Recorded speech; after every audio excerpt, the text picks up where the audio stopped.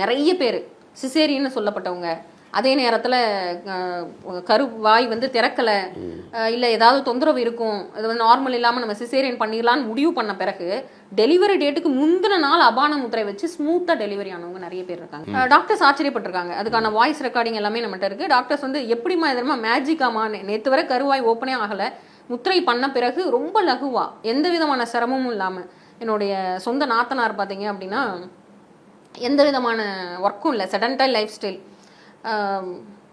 Delivery டேட்டுக்கு முந்தின நாள் அபான முத்திரை பண்ண ஆரம்பிக்கிறாங்க. அப்போ நான் உங்கள்ட்ட சொல்கிறேன், வார்ன் பண்ணி அனுப்புகிறேன், அபான முத்திரை டெலிவரி டேபிளுக்கு போக முன்னாடி பண்ணு.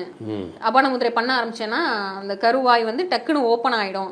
அவங்க கொஞ்சம் அதோடது தெரியாம சிசேரியன் தேவையில்லாம வெரி குட் வெரி குட். அப்போ அவங்க அபான முத்திரை இவ்வளவுதான், சிம்பிள்.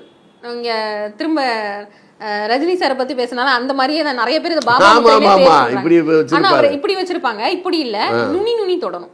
ஓஹோ.